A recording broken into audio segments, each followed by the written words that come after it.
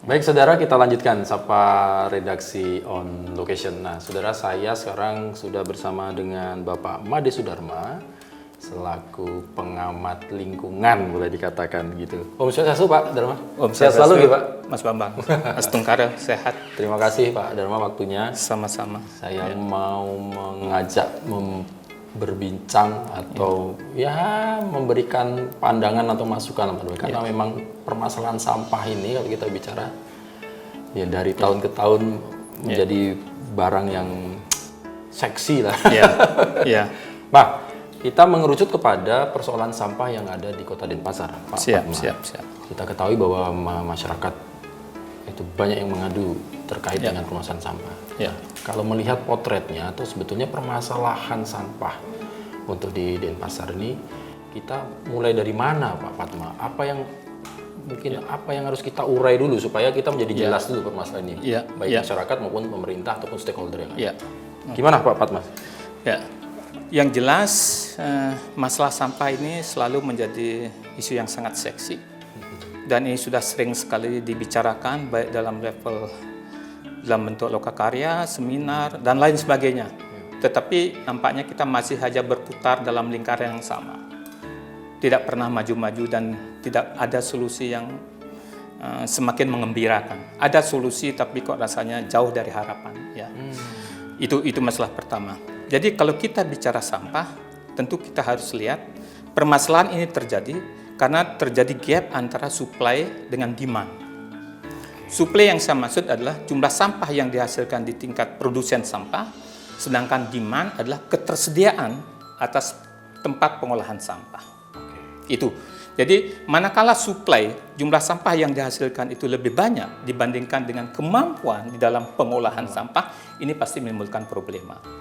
Belum lagi kalau kita bicara transportasi yang memindahkan sampah dari produsen ke tempat pemrosesan air, apapun namanya, apakah TPA ataukah TPST. Ya.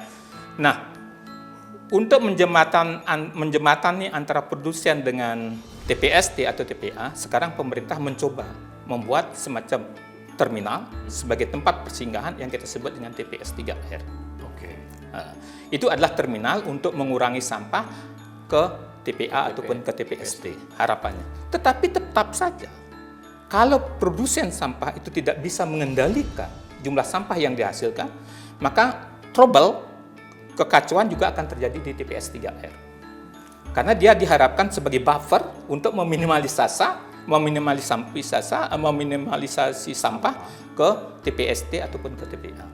Masalah kita di sini.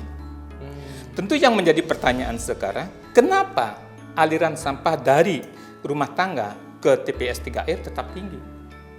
Padahal konsep 3R itu sudah merupakan semboyan yang bukan semboyan yang baru. Mungkin 30-25 tahun itu sudah selalu pengolahan sampah harus dilakukan mulai 3R.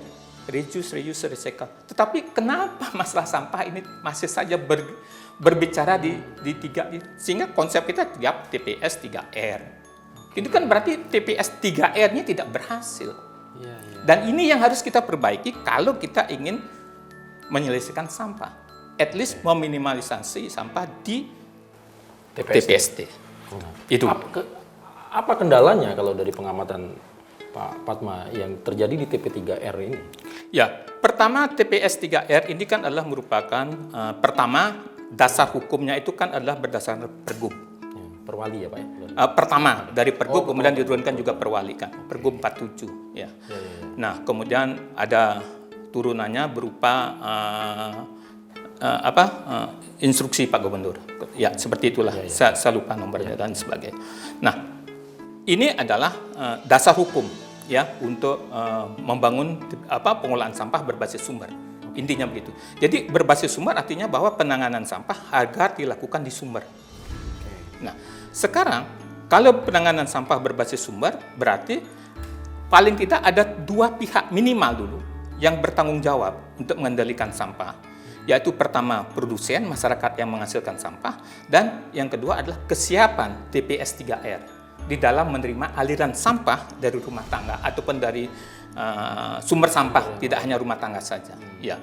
Nah, sekarang masalahnya TPS 3R ini akan kewalahan menerima sampah apabila aliran sampah daripada dari rumah tangga atau sumber sampah itu tetap tinggi.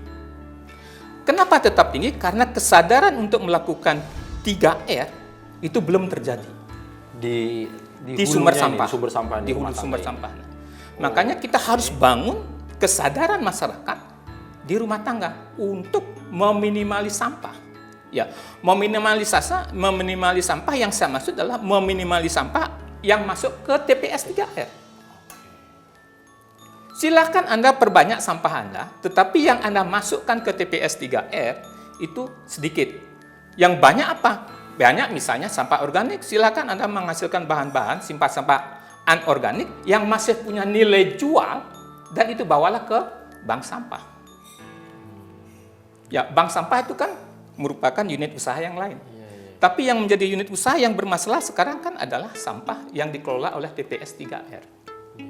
Nah, itu yang pertama, kurangi pasokan sampah ke TPS 3R.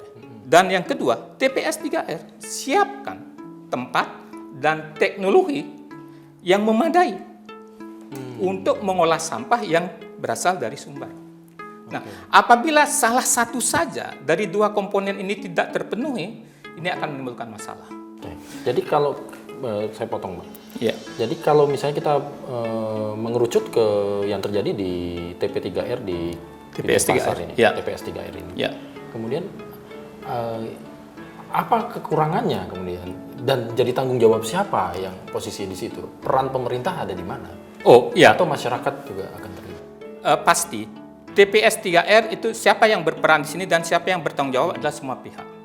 TPS 3R peran daripada masyarakat yang dilayani oleh TPS 3R. Itu juga menjadi tanggung jawab. Bahwa ini loh tempat Anda membuang sampah, tetapi kalau Anda tidak inginkan TPS 3R ini bermasalah, bau, meluber dan lain sebagainya, tolong kurangi sampah Anda ke sini. Itu yang kedua. Yang kedua, tentu TPS 3R ini kan harus difasilitasi. Tanahnya, teknologinya, sumber daya manusianya, dan lain sebagainya. Sebab mereka tidak akan bisa hidup. Sumber yang dia dapatkan dari retribusi saja, yang dibayar oleh rumah tangga tidak akan cukup mampu untuk operasional TPS 3R. Di satu sisi, rumah tangga merasa sudah membayar retribusi, mereka berpikir, oh itu tanggung jawab Anda. Saya kan sudah membayar. Ini yang terjadi, sehingga dia mau buang sampah berapapun, yang penting saya tiap bulan katakanlah membayar sebanyak X rupiah, berapapun sampah yang saya buang ke TPS 3R, itu tanggung jawab Anda, saya bayar X rupiah. Dan kalau pemahaman untuk pengurangan sampah ini kalau tidak terjadi, ini yang menyebabkan tumpukan sampah di TPS 3R. Sekarang itu yang terjadi, berarti boleh katakan di situ ya poin-poinnya ya Pak. Apalagi di TPS 3R tidak ada teknologi pengolahan. Sama saja nanti fungsinya seperti TPA. Oke. Nah, kalau kita bicara berarti kan ini peran pemerintah lagi-lagi ya, peran pemerintah baik policy yang dibangun untuk mensupport itu. Apa yang bisa dikritisi dengan sekarang supaya nih kalau berbicara sampah kita harus sepakat ini harus berkelanjutan kan?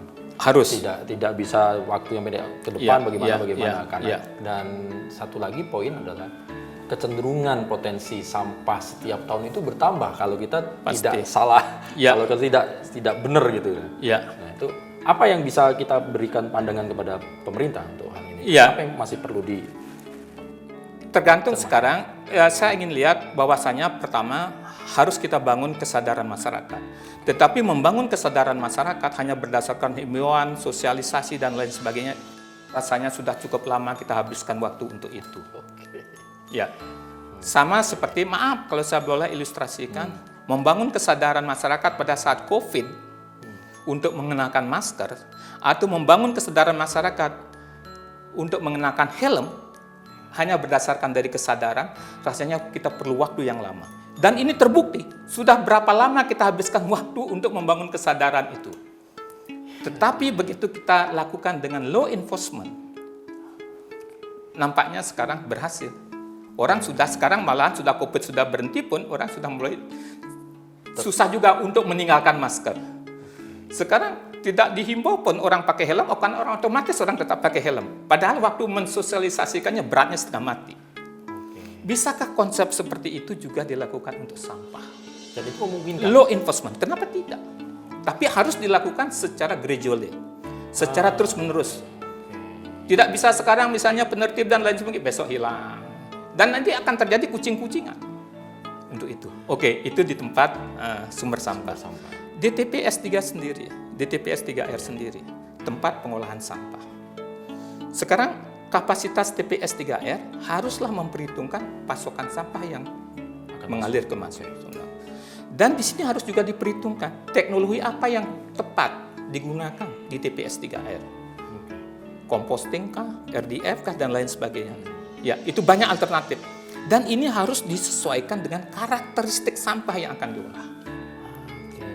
Sangat menentukan karakteristik sampah yang diolah. Oke, sekarang kalau misalnya menjadi composting, setelah menjadi kompos, kemana dia jual? Pasarnya di mana? Sebab kalau dia tidak punya pasar, berarti tidak terjual, maka TPS 3R ini akan memenuh menjadi tumpukan kompos. Dan ini akan menyita untuk tempat sampah baru. Tempatnya. Ya, karena sudah dipenuhi oleh kompos, karena tidak tersalurkan. Dan ini menjadikan juga sampah meluber keluar. Ini mimpi kita bersama ya, untuk. Tetapi memang waktu kita terbatas, tapi paling tidak sedikit banyak kita memberikan gambaran kepada masyarakat untuk paham dan juga pemangku kebijakan supaya memang sampah ya tidak cuma urusan satu sektor atau siapapun, semua stakeholder harus terlibat dan memang menangani sampah tidak lepas dengan biaya kos yang tinggi dan harus ada subsidi. Sekali lagi matur suwun Pak Imade Sudarma atas waktunya. Sama-sama. Mudah-mudahan sehat selalu Pak. Sampai ketemu lagi. Tenggara sehat. Baik saudara, jangan kemana-mana. Setelah ini kita akan menjumpai dari pihak pemerintah kota Denpasar untuk mengetahui bagaimana program-program menanggulangi sampah, mengentaskan sampah di Denpasar, dan apa yang sudah dilakukan dan seperti apa. Jangan kemana-mana, kita lanjutkan Sapa Redaksi On Location setelah yang satu ini.